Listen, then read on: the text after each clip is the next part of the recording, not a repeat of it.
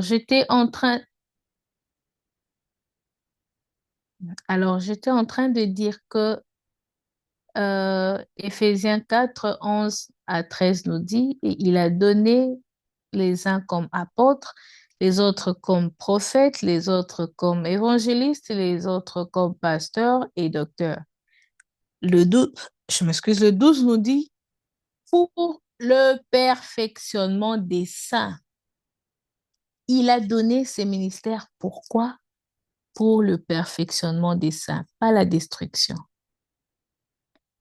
Pourquoi encore? En vue que l'œuvre du ministère et de l'édification, en vue de l'œuvre du ministère et de l'édification du corps de Christ, jusqu'à ce que nous soyons tous parvenus à l'unité de la foi et de la connaissance du Fils de Dieu, à l'état d'homme fait à la mesure de la stature parfaite de Christ. Est-ce qu'on comprend l'importance et le pourquoi des 5 ministères? Lorsqu'on parle beaucoup de 5 ministères, 5 ministères, 5 ministères, l'importance c'est d'abord pour le perfectionnement des saints, les saints que nous sommes tous, tout enfants de Dieu, nous devons nous perfectionner et leur rôle, les rôles des 5 ministères.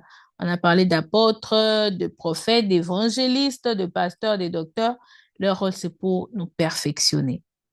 Chacun, bien sûr, a sa particularité qu'on va expliquer après dans les minutes qui suivent.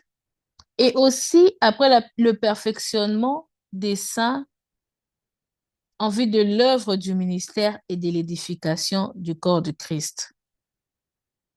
Et puis jusqu'à ce que nous soyons tous parvenus. Le but, c'est pour que ça continue, pas pour que ça s'arrête au milieu, mais que nous soyons tous parvenus à l'unité de la foi.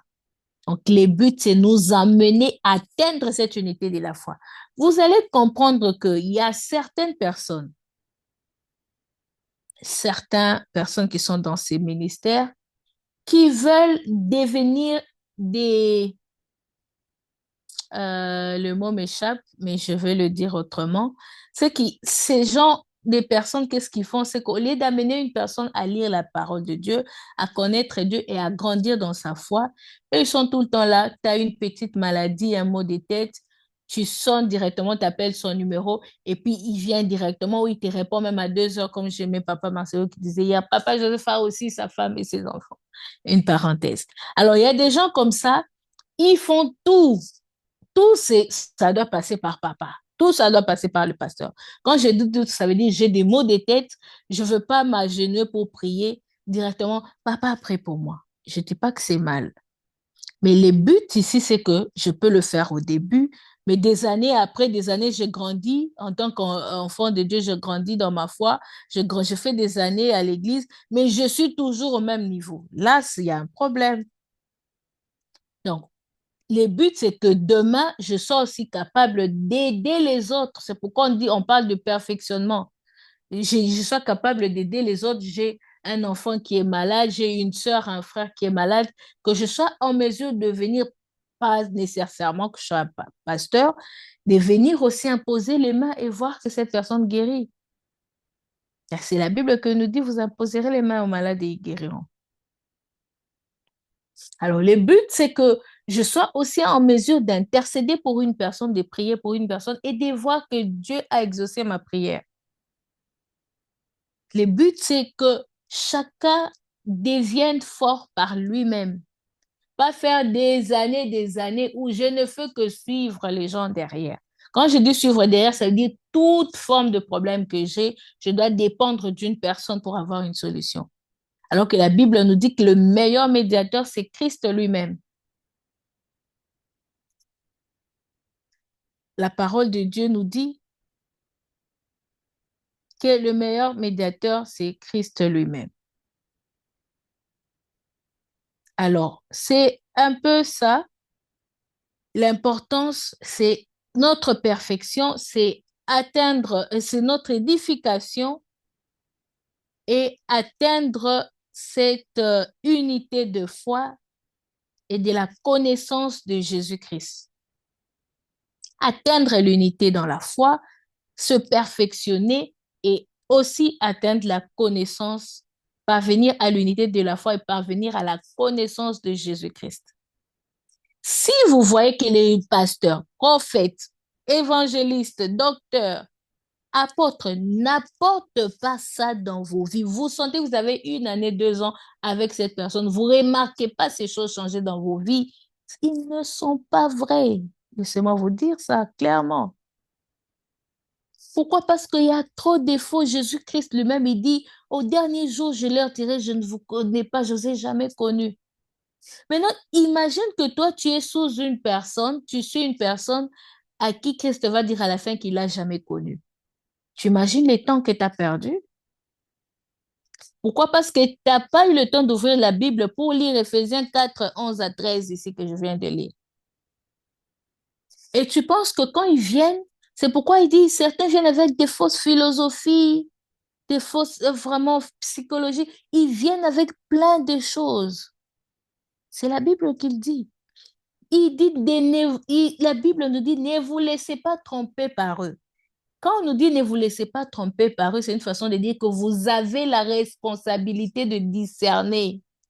Ça ne sera pas leur faute si vous vous laissez berner par eux. Si vous vous laissez tromper par eux, ce sera de votre faute. C'est pourquoi Christ dit, la Bible nous dit de ne pas vous laisser tromper par ces gens-là. Quand on me dit de ne pas me laisser tromper par une personne, ça veut dire que j'ai la capacité de reconnaître que ça, c'est un mensonge.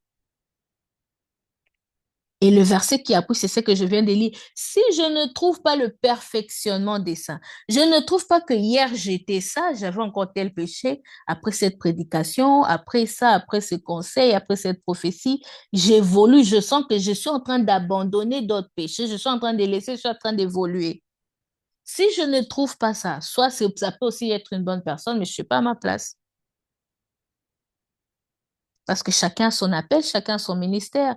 Certains, c'est vraiment lui, il est là pour les gens qui sont dans l'adultère. Il exerce, quand il les prêche, il a cette onction-là que la personne arrête directement. Et toi, tu as un problème d'ivrognerie, tu vas vers un pasteur qui est là, qui a le ministère pour les adultères. Quand je dis le ministère pour les adultères, je ne dis pas que un pasteur qui a ce ministère ne peut pas prêcher les ivrognes. Je ne suis pas en train de dire ça.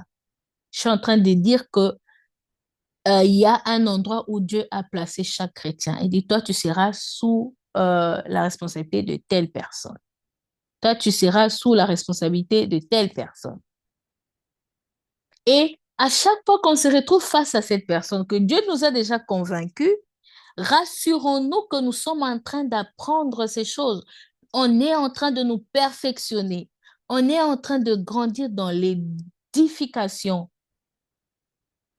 On est en train de parvenir à l'unité de la foi. Donc, ma foi augmente encore davantage. Rappelez-vous tout ce qu'on a parlé sur Dieu, sur l'adoration, on a parlé de plein de choses, mais on doit se rassurer qu'on est en train d'aller dans cette direction-là. Si on n'est pas dans cette direction, je nous assure qu'on perd notre temps. Et il y a certains qui se cachent comme ça pour laver leur conscience. J'étais quand même à l'église, ça va, mais je n'ai rien changé dans ma vie. D'ailleurs, certains vont et ils deviennent encore pires. C'est parce qu'ils n'ont pas compris que c'est pour ça. C'est pourquoi vous allez voir dans d'autres églises ou même dans toutes les églises, il y a certains qui sont entre eux. Quand tu entres dans leur groupe, tu sens vraiment que là, c'est ta foi qui est en train de partir. Tu sens vraiment qu'on t'amène même à haïr ton propre pasteur parce qu'on va parler de lui en mal à un point où tu te dis, hey, j'ai envie même de quitter ces milieux-là. Hein. Une personne comme ça, tu comprends. Mais pour analyser, tu te regardes, tu dis, est-ce que ma foi est en train de grandir en ces lieux? Est-ce que le verset 13 nous dit parvenir à la connaissance du Fils de Dieu? Est-ce que je suis en train de connaître Christ encore davantage? On dit encore parvenir à l'état d'un homme fait. Est-ce que je suis en train, ou je sens encore que quand je suis face à un combat, je ne sais pas même chasser le démon de moi-même. Je dois voir quelqu'un pour m'aider à chasser un démon. Ce n'est pas réservé seulement aux pasteurs de chasser les démons. Ce n'est pas réservé seulement aux pasteurs d'aller gagner une âme, de parler de Christ à une personne. Ce n'est pas réservé seulement aux pasteurs de prier, d'imposer les mains aux malades. Mais, c'est important qu'on atteigne cette perfection-là, qu'on parvienne à cette foi-là qui déclenche les choses pour chasser ces démons-là.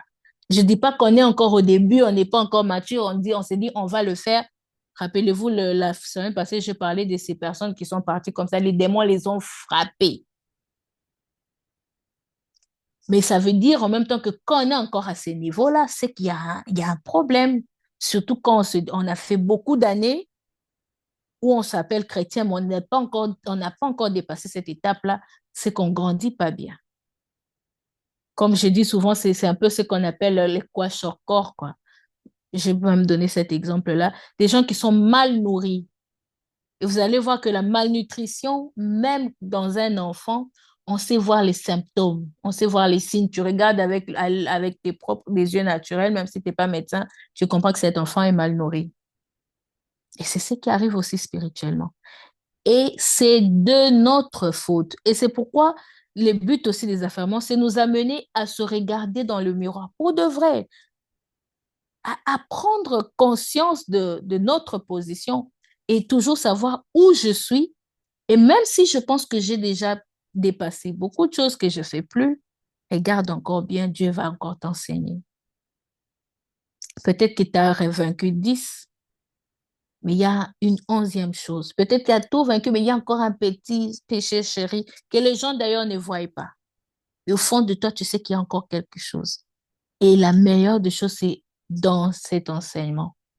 Il y a certaines personnes qui viennent se connecter comme maman Léonie, je pense. Alors, j'étais aussi en train de dire que c'est une façon de nous amener qu'est-ce que je disais d'ailleurs, à comprendre en fait notre position et à grandir dans la foi, à grandir avec Christ. Bon, j'ai un peu perdu exactement le mot que j'avais dit, mais on comprend quand même que c'est important de bien analyser, de bien voir autour de nous.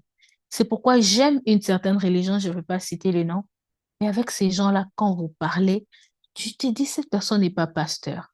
Mais la façon dont elle explique la Bible, la façon dont elle connaît la parole de Dieu. J'ai même des petits frères comme ça qui sont dans cette église-là. Rassurez-vous, ce n'est pas les témoins de Jéhovah. Alors, j'ai même des sœurs comme ça, des frères. Je te dis, mais quand je parle avec eux, tu te dis, mais toi, tu as fait l'école de théologie ou quoi? Et c'est ça le but de chaque chrétien, en fait. Ce n'est pas réservé qu'aux pasteurs de connaître la parole plus que nous. C'est faux. La Bible est à la portée de tout le monde. Et on tombe dans ces pièges-là de les pasteurs qui ne nous aident pas à atteindre ces niveaux-là. Je ne dis pas à la compassion, je parle en général. Des gens qui ont les... Quand je dis pasteur, je veux parler de tous les 5 ministères qui ne nous aident pas à atteindre ces niveaux-là. Et des fois, c'est nous-mêmes. Ils font leur part, mais c'est nous qui ne voulons pas. On veut se contenter de, bon, on les a, ça nous suffit. Alors que ce n'est pas pour ça qu'on est enfant de Dieu. Les seuls médiateurs, c'est Christ. Eux, ils viennent pour nous aider à atteindre, à perfectionner, à nous perfectionner dans la connaissance de ce Christ-là. Et c'est ça les buts, en fait. C'est la connaissance de ce Christ-là. Alors, c'est en fonction de ça qu'on comprend que là, on est dans une bonne église. C'est ça les signes d'une bonne église. Et c'est pourquoi je dis, des fois, nous comprenons mal parce qu'on a mis nos critères d'une bonne église ailleurs. C'est pourquoi quand on a un petit souci, on se dit, ben, il y a un problème. Vous allez remarquer même au Congo, il y a des gens, aujourd'hui il est ici, demain, le lendemain, le lendemain, parce qu'on n'a pas compris. La meilleure raison pour quitter un endroit, c'est se demander si ces choses ici sont respectées ou pas. Éphésiens 4, 11 à 13, j'insiste parce que c'est un verset que je nous demande à tous de retenir. Si ces choses ne sont pas atteintes, on ne remarque pas un changement. Après un long moment passé dans un milieu, là, on peut quitter calmement. Et là, je nous recommande, d'ailleurs, je nous conseille même de partir parce qu'on est en train de perdre notre temps. Mais si on sent qu'on est en train de grandir, peu importe les restes qui vont arriver, restons là parce que c'est là notre place.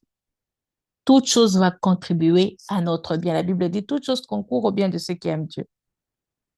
Tous les restes qui va se passer, tout le reste qui va se passer après, ça sera pour notre bien. Donc, il y a ces choses qu'Éphésiens 4, 11 à 13 nous dit. Donc, on remarque qu'on est en train d'évoluer, on est en train de monter, on est en train d'aller dans le bon. Les restes n'est pas important. Alors, en parlant des apôtres, on dit que les apôtres, pardon, sont des pionniers pour fonder les églises. C'est ça le rôle des apôtres. C'est pourquoi aujourd'hui on dit apôtre Marcelo. Avant on disait pasteur Marcelo. Et maintenant on dit apôtre Marcelo. Pourquoi on dit apôtre? Parce que ce sont des pionniers pour fonder les églises. Là où il y a un vide, là où il n'y a rien, on dit, on cible les personnes qu'il faut, on commence, 2, 3, 4, ça devient une église, ça devient un ministère, ça devient, et puis ça devient, comment je voulais dire, indépendant dans le sens où ils savent maintenant prendre soin d'eux, il y a des départements, c'est bien structuré, c'est bien organisé, et puis il part. Mais il sait qu'il a laissé quelque chose. Et ce qu'il a laissé va grandir. Il n'est pas besoin d'être là pour tout gérer. Alors, il y a aussi les prophètes. Les prophètes, on dit ici, ce qu'ils font, c'est l'édification de l'Église par des prophéties. Alors là, je veux encore parler pour savoir comment reconnaître une vraie prophétie. Alors, la prophétie, déjà, ce n'est pas seulement le fait de dire ce qui va t'arriver demain. La prophétie, c'est aussi te dire la parole de Dieu pour toi en ce moment-là. La prophétie, c'est pas Dieu voit, je te dis, je t'ai vu, tu vas te marier dans une année avec tel homme et puis, ouais, c'est un don de prophétie, je peux le dire. Mais la prophétie, c'est aussi dire, le Seigneur nous dit que nous devons, pendant cette période, beaucoup nous focaliser sur la connaissance de l'amour. Lisons tel verset parce que c'est très important pour cette église pendant cette période. Et quand il dit ça, on commence à prêcher que de l'amour parce que c'est ça. Dieu l'oriente pour donner le message à un peuple, ce qu'il doit faire pendant cette période-là pour atteindre une chose. Ça aussi, c'est la prophétie. Et au-delà de ça, c'est que quand on comprend que la prophétie, ça peut être, comme je viens de dire, ça peut être personnel ou on me montre ce qui va m'arriver demain. La prophétie, ça peut être aussi un passage, un verset biblique, un message que Dieu veut que je fasse. Comme avec Noé, on lui dit, va construire, va faire ça, va faire ça. Et puis, avec Joseph, on lui dit, bah, tu seras comme ça. La prophétie aussi, ça peut venir dans le rêve. Il fait un rêve, il voit comment il sera, ce qui va lui arriver après. Alors, tout ça, c'est le fond, c'est le message ou c'est vraiment le chemin qu'une personne doit suivre pour son édification, pour sa foi, pour atteindre le plan de Dieu. Alors, la prophétie, de foi, c'est quand tu la reçois, on te montre déjà les résultats attendus alors que tu es encore au point A. Mais on te montre déjà au point B, le point B où tu dois être, où tu dois arriver. Et quand tu es au point A, qu'est-ce que le bon prophète fait? C'est qu'il te montre les chemins à suivre pour atteindre le point B. Il ne se limite pas à te dire, je t'ai vu comme ça dans le point B, alors que tu es encore au point A et il part. Ça, c'est incomplet.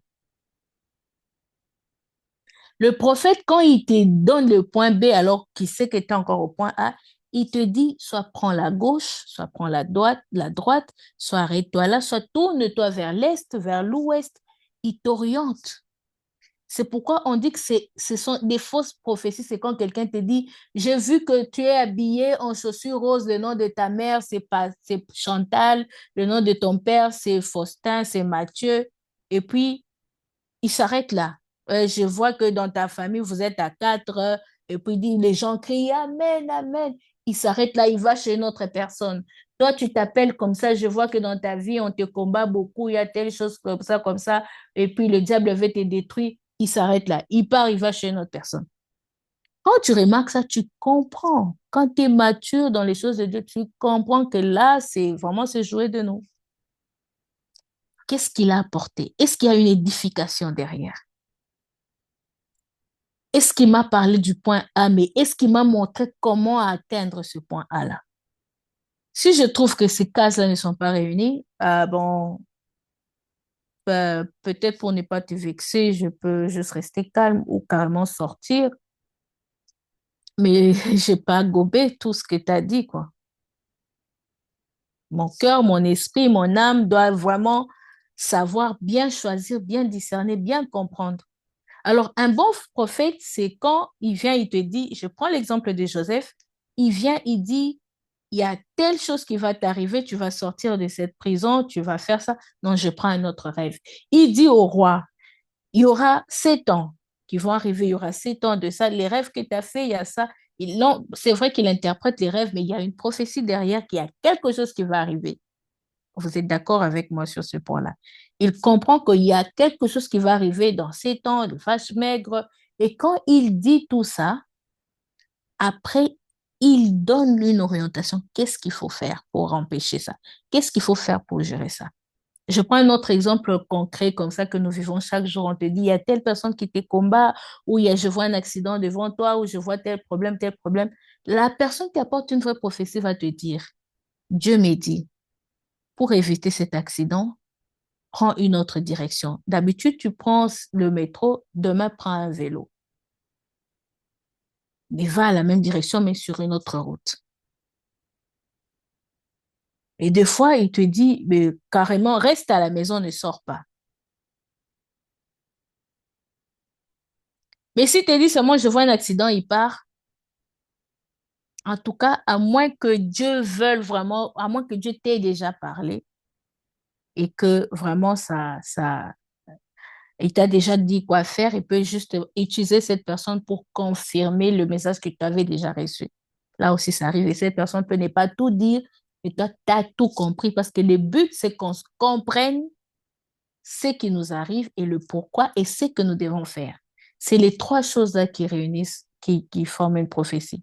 Que ce soit, voilà, comme je viens de dire pour ne pas trop me répéter, c'est dans la vie chrétienne, c'est dans l'église, on dit, comme j'aimais ce que Papa Marcel a dit hier à Bruxelles, il parle de ce que l'église est en train de devenir, ce que Dieu lui a dit pour l'église, mais à côté, pour équilibrer la prophétie, il dit ce que vous devez faire. Pour ceux qui n'ont pas suivi, vous pouvez rentrer dans le live sur YouTube, vous allez comprendre. Il vous dit quelle attitude vous devez avoir, comment vous devez vous comporter. Vous devez grandir. Ça signifie que si vous ne grandissez pas, si vous ne voyez pas la prophétie s'accomplir, cherchez bien, grandissez. Parce que Dieu ne donnera pas des clés de contact à un enfant qui n'a pas de permis, qui ne sait pas conduire.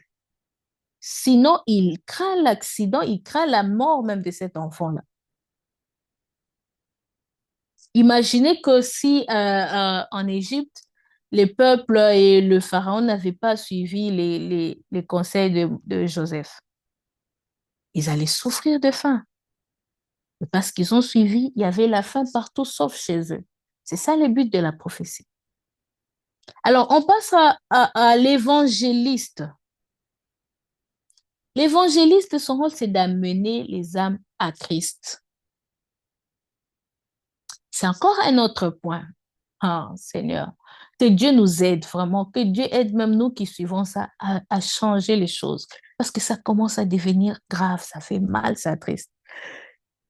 C'est peut-être pas nous, peut-être pas la compassion, mais moi j'ai rencontré des gens qui s'appellent responsables des départements d'évangélisation dans une église. Et quand cette personne dit je vais faire l'évangélisation, c'est partir dire à la personne, vraiment, il sort, il dit, je veux évangéliser. Il arrive à un endroit dans la famille d'une personne, il dit, mais ça fait longtemps, pourquoi tu ne viens pas à l'église? Viens à l'église, s'il te plaît. Et la personne, soit elle vient pas, et puis il dit, j'ai évangélisé. Mais là, on vient de nous dire, c'est amener des âmes à Christ, pas à l'Église, à Christ. On n'a pas dit amener les âmes à l'Église, on a dit amener les âmes à Christ. C'est ça le rôle d'un évangéliste. Voilà, on va dire département d'évangélisation, évangéliste, c'est un peu différent. Je nous laisse le choix de définir comme on veut. Mais là, je suis en train de parler quand même d'évangéliste. Alors, il y a encore d'autres mots, d'autres phrases que les gens emploient pour dire, j'ai gagné des âmes. Et pour eux, gagner des âmes, c'est quand le pasteur demande à l'église de dimanche, qui a invité, levez la main. Tu lèves la main, tu dis, j'ai gagné une âme. Mettons-nous quand même d'accord sur un point. Quand on dit âme, on est en train de parler d'émotions d'une personne, des sentiments. Quand on dit que c'est dans l'âme d'une personne, on ne parle pas de sortir ses pieds, se déplacer, arriver quelque part. Gagner une âme, c'est transformer l'état de la personne, l'âme de la personne. Si cette personne était pécheur, si cette personne était, je dirais, ivrogne, il arrête l'ivrognerie, il devient sobre. Si cette personne était colérique, je prends parce que c'est ça quand même des choses qu'on trouve dans l'âme, la personne est colérique, voilà, je ne sais pas, vous pouvez ajouter les mots que vous voulez, mais vous comprenez l'essence de ce que je veux dire. Quand une personne est colérique et je l'aide par la prière, par le conseil, par la parole de Dieu, par la puissance de la parole, et cette personne devient plus, euh, il arrive à gérer ça, il n'est plus colérique, il n'est plus dans cet état-là, et il a vraiment carrément définitivement arrêté. Là, je peux dire que j'ai gagné cette âme. C'est d'accord avec moi parce qu'on parle d'âme. Sinon, on allait carrément dire inviter les gens à l'église. Mais regardez comment le diable nous amène à déformer les vrais sens des mots. Et on se plaît dedans. On pense que comme la personne vient maintenant fréquente l'église, c'est qu'elle a donné sa vie à Christ. C'est là qu'on trouve des vrais païens, mais il est au milieu de nous. Il te blesse, il te fait de choses, il vient, il vole, il vient, il ment, il vient, il triche. Et puis nous sommes les premiers à dire, mais dans cette église, il y a ça, il y a ça, il y a ça. Est-ce que nous avons réellement gagné des âmes ou nous les avons juste déplacées? Et surtout pas seulement, et déplacées surtout localement, donc déplacées d'une adresse à une autre. Mais rien de l'intérieur, aucun travail de l'intérieur. Alors, l'évangélisation, c'est amener des âmes à Christ. Ça veut dire l'âme colérique rencontre Christ et cette âme-là est transformée. Et c'est là que la Bible dit qu'il y a une fête au ciel quand une âme se répand, quand une âme donne sa vie à Christ. C'est de ça qu'on parle. C'est pas de venir à l'église et pour dire qu'il y a une fête au ciel parce que cette personne a gardé l'impudicité, a gardé le mal qu'il faisait, mais a changé de milieu. Et puis je me dis, ben, je l'ai gagné. J'ai rien fait du tout. Et ce sont des choses comme ça qui apportent beaucoup d'incompréhension, beaucoup de choses où on ne comprend plus ce qu'on est en train d'appeler. Rappelez-vous, l'autre fois qu'on parlait des louanges et d'adoration, je disais la même chose pour dire que on a tout redéfini. Quand je dis défini, c'est qu'on a commencé à donner des définitions qui ne cadrent pas avec le vrai sens selon la parole de Dieu. Comment Dieu voit le même mot. Alors, je vais traîner là-dessus. Je passe d'ailleurs aux deux autres qui restent. Mais si j'ai traîné là-dessus, c'est parce que ce sont des choses très importantes que nous rencontrons autour de nous et c'est à nous d'apporter cette lumière-là. Dieu ne nous a pas mis ici pour rien. Si nous connaissions déjà ces choses, mettons-les vraiment en pratique autour de nous. Et si on le faisait déjà, la moisson est encore grande, élargissons encore pour relayer vraiment cette information, relayer ce message parce que moi, je suis choquée d'avoir vu qu'il y avait des gens qui sont même devenus des responsables d'un département, qui se sont même appelés évangélistes, qui se sont donné des titres. Mais au fond, il n'y avait pas un vrai travail, comme Dieu le dit. Alors, dans tous ces 5 ministères, on va revoir que les mêmes buts, ce sera le perfectionnement des saints, comme je venais de dire dans Éphésiens 4, 11 à 13 et tous les restes. C'est pas seulement le perfectionnement, mais toute la liste qui est là. Alors, eux tous, le but sera le même, connaître Christ, mais l'un va passer par implanter des églises, l'autre va passer par apporter des prophéties, accompagner pour que la personne arrive là, et l'autre va seulement amener la personne à Christ. C'est pourquoi on dit que l'évangéliste va faire sa part, et puis le pasteur reprend, et puis le prophète aussi apporte quelque chose, et puis c'est pourquoi ça se complète, et on dit que dans une église, c'est très important de retrouver les 5 ministères dans une église. Alors, il y a aussi le pasteur. Le pasteur, c'est le berger de l'assemblée. Que fait le berger? Le berger nourrit, le berger donne à boire, le berger soigne quand il y a une blessure. C'est pourquoi on voit des délivrances, on voit des séances de prière, des cures d'âme, des prédications. Le berger est là pour accompagner. Si on rentre d'ailleurs dans la définition même du mot berger, on comprend que c'est quand tu es dans une bergerie, quand tu es dans une ferme, par exemple, le berger, quand il vient là où il y a par exemple des troupeaux, quand il y a des cochons, quand il y a des chèvres, je ne sais pas moi, son rôle, c'est de nettoyer, de nourrir, de voir là où il y a une maladie, de voir, c'est vraiment suivre et surtout de protéger pour que le loup ne vienne pas.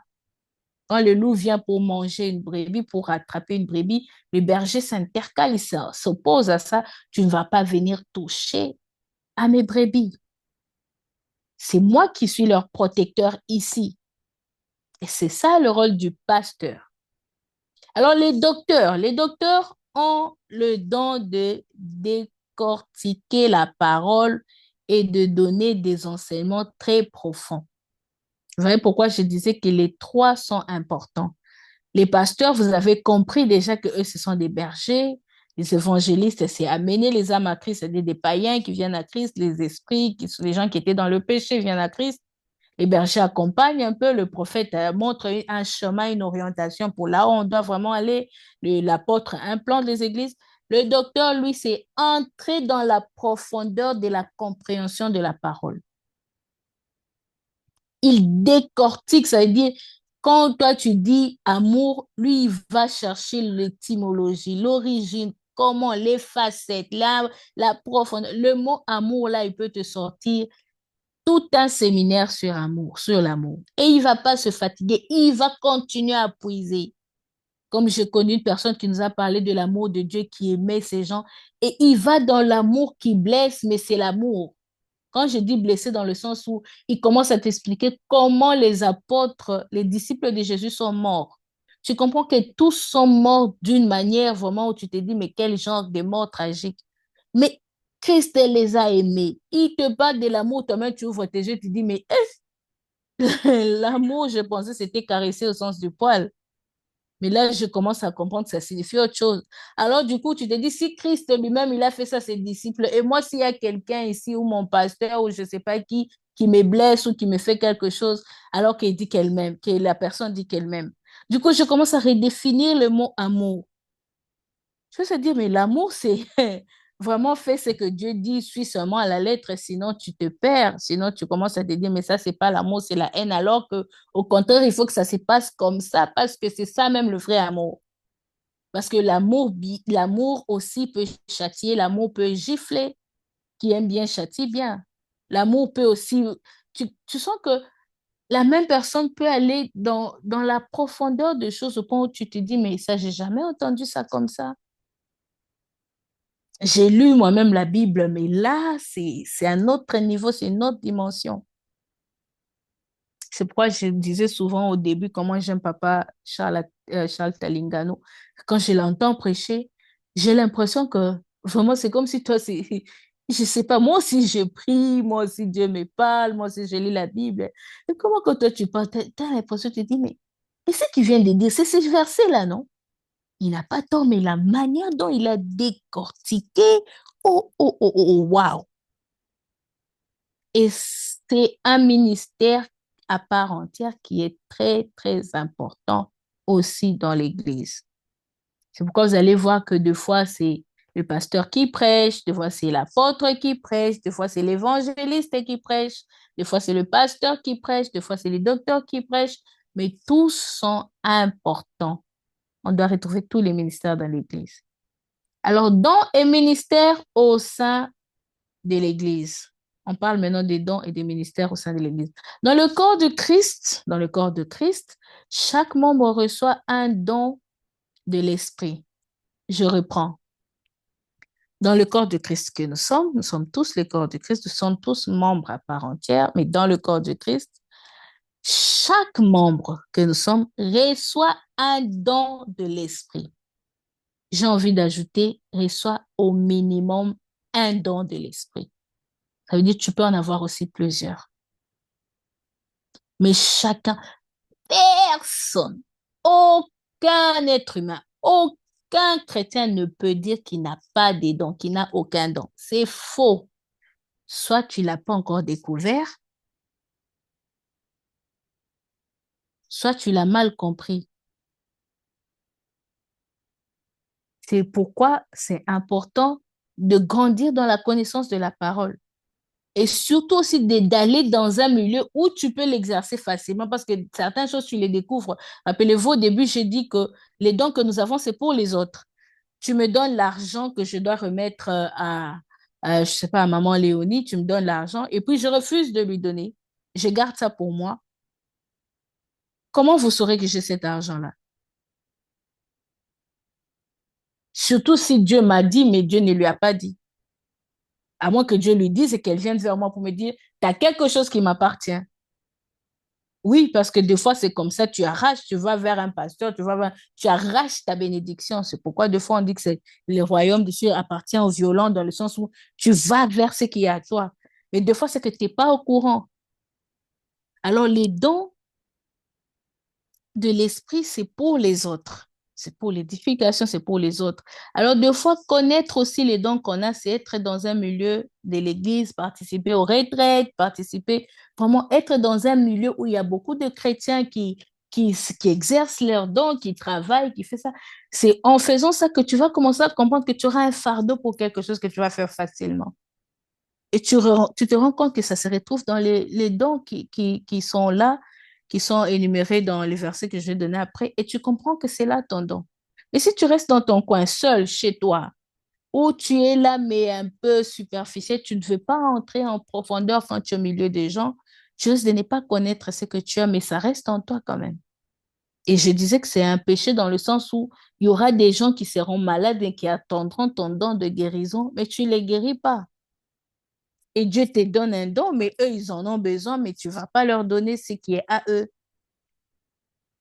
Alors, mais ce qui est sûr, aucun de nous, aucun être humain qui est chrétien ne peut dire qu'il n'a pas de don, qu'il n'a pas au moins un seul don.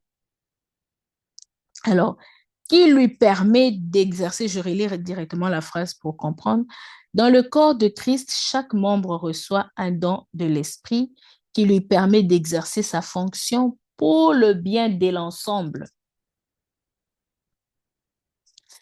Une énumération des dons et des ministères possibles est donnée dans 1 Corinthiens 12, 7 à 11,